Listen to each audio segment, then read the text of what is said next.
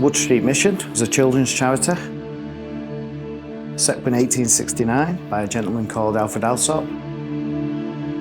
In Victorian society in general, there was a thinking about deserving poor and non-deserving poor.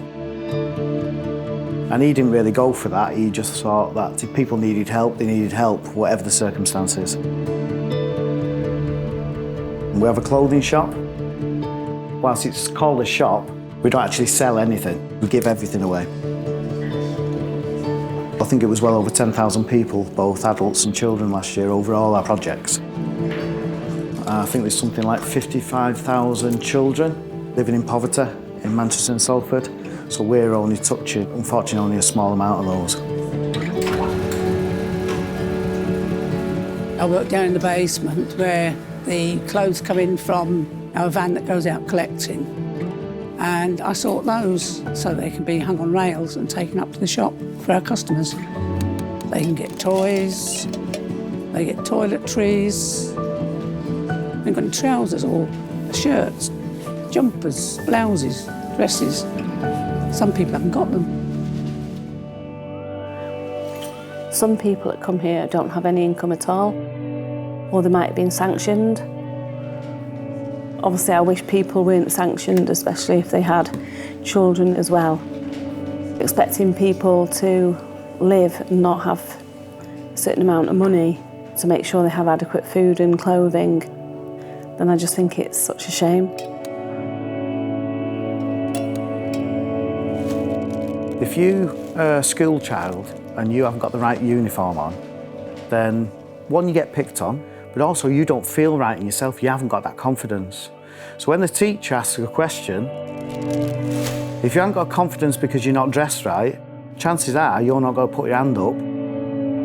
It's much more than just looking right as in a school uniform. It's an indictment of today's society that we have to have places like this that provide clothing and other things to families that they just can't go and buy them. I think everybody struggles when they've got young children. But I don't think things was as bad. Unfortunately, if you walk in a 20-minute direction, any direction outside the city centre, you're in some of the worst poverty-stricken areas in the country. So a lot of our families that we see are staying in poor accommodation.